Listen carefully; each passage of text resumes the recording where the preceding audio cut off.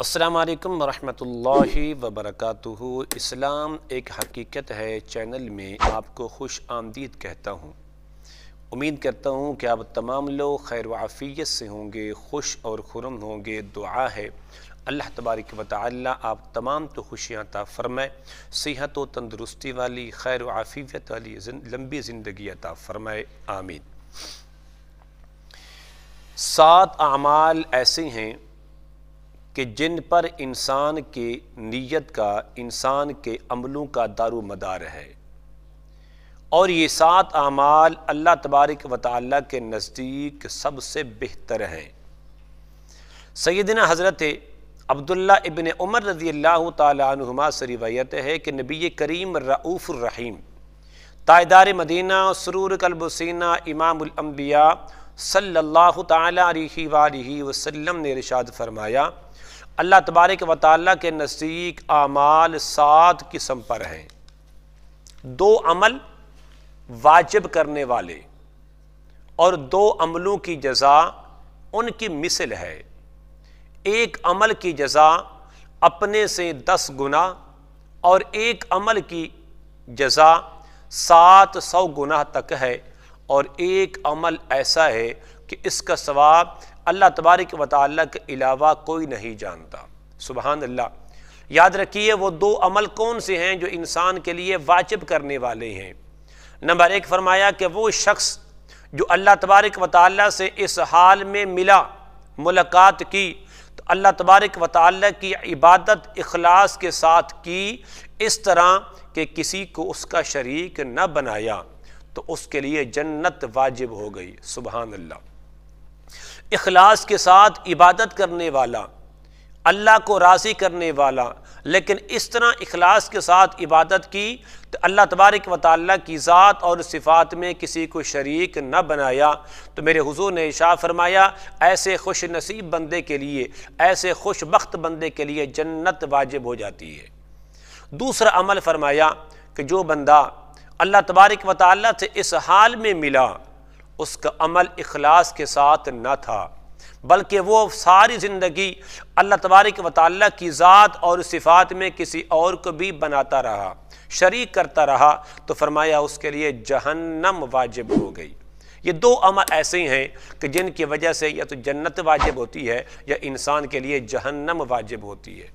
Number 3 فرمایا کہ تیسرا عمل کون سا ہے کہ جس نے ایک گناہ کیا تو اس کی مثل ایک ہی گناہ کی جزا پائے گا، یعنی ایک گناہ کا بدلہ ایک ہی گناہ لکھا جائے گا۔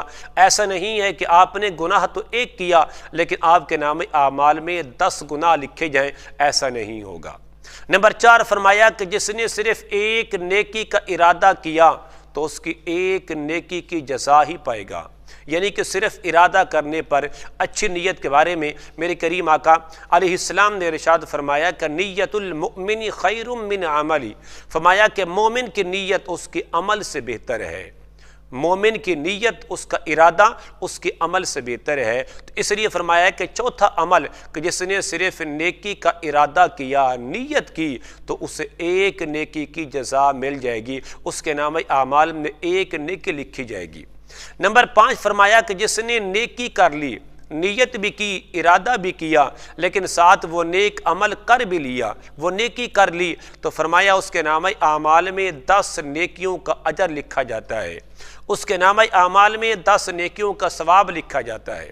نمبر 6 فرمایا کہ جس نے اللہ تبارک و تعالیٰ کے راہ میں اپنا مال خرچ کیا تو اس کے خرچ کیے ہوئے 1 درہم کو 700 درہم اور 1 دینار کو 700 دینار میں بڑھا دیا جائے گا۔ سبحان اللہ۔ اللہ کے راہ میں 1 روپیہ خرچ کرنا، اللہ تبارک و تعالیٰ کی مخلوق کے ساتھ ہمدردی کرنا، غم خواری کرنا، ان کے ساتھ تعاون اور مدد کرنا، تو فرمایا اللہ کی رضا ہو، اللہ تبارک و تعالیٰ کی خوشنودی ہو، اللہ تبارک و تعالیٰ کا قرب حاصل کرنے کی نیت سے اگر آپ اللہ کے راہ میں 1 روپیہ خرچ کرتے ہیں تو اس کا ثواب 700 کے برابر ہے۔ کہ جس طرح فرمایا کہ جس بندے نے اللہ کی راہ میں 1 درہم خرچ کیا تو اس کا ثواب 700 درہم کے برابر ہے، اور جس نے 1 دینار کو خرچ کیا اس کا ثواب بھی 700 دینار کے برابر لکھا جائے گا۔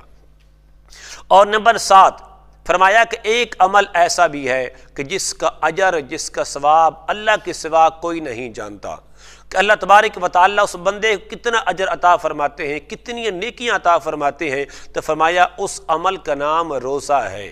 سبحان اللہ، الصوم لی وانا اجری بھی۔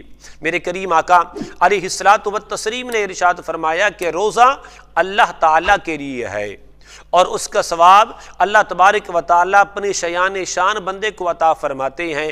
وہ کتنا ثواب ہے، اس کا اجر کتنا ہے، کتنی نیکیاں انسان کو عطا کی جاتی ہیں، یہ اللہ ہی جانتا ہے، اللہ کے سوا کوئی نہیں جانتا۔ تو اس لیے فرمایا کہ اعمال 7 قسم پر ہیں، 2 واجب کرنے والے ہیں اور 2 عملوں کی جزا ان کے برابر ہی برابر ہے۔ ایک عمل کی جزا 10 گنا ہے، اور ایک عمل کی اجر اور ثواب جو جزا ہے وہ 700 گنا تک ہے۔ لیکن ایک عمل ایسا ہے کہ اس کا ثواب اللہ کے سوا کوئی نہیں جانتا، اس کا نام روزہ ہے۔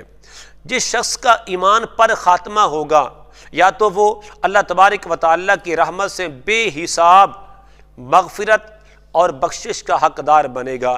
اگر اس کا خاتمہ ایمان پر نہ ہوا، گناہوں پر ہوا، تو یاد رکھیے اس کے لیے عذاب ہی عذاب ہے۔ اللہ تبارک و تعالیٰ سے خاتمہ بالخیر کی دعا مانگنی چاہیے۔ اللہ تبارک و تعالیٰ ہمیں ہر وقت اپنا ذکر فکر کرنے کی توفیق عطا فرمائے، ہم سب کو مرنے سے پہلے کلمہ نصیب فرمائے، اس لیے کہ میرے حضور نے ارشاد فرمایا انما الاعمال بالخواتیم، اعمال کا دار و مدار خاتمے پر ہے۔ اگر آپ کو مرنے سے پہلے کلمہ نصیب ہو گیا تو آپ کے لیے جنت کے دروازے کھلے ہیں، اگر مرنے سے پہلے کلمہ نصیب نہ ہوا تو یاد رکھیے آپ کے لیے جہنم کے دروازے کھول دیے جاتے ہیں۔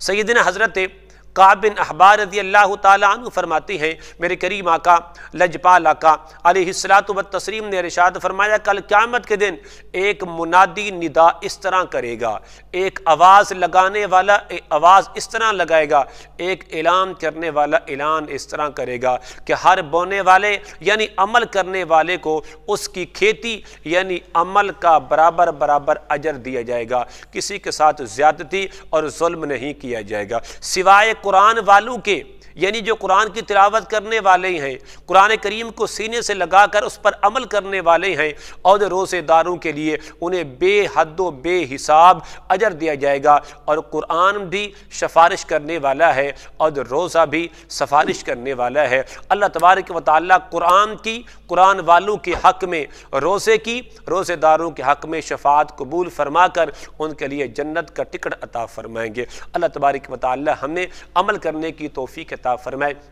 میری آخر میں یہی گزارش ہے کہ یہ مقدس مہینہ ہے جو بڑی تیزی کے ساتھ گزر رہا ہے، اس کی قدر کیجئے، اس کا فائدہ اٹھائیے، اور اسی کے اندر میری اور آپ کی بخشش ہے، میری اور آپ کی نجات ہے۔ اللہ رب کریم مجھے آپ کو خلوص نیت کے ساتھ اپنی عبادت کرنے کی اور اس ماہ مقدس کا فائدہ اٹھانے کی توفیق عطا فرمائے۔ وما علینا الا البلاغ۔ السلام علیکم ورحمۃ اللہ وبرکاتہ۔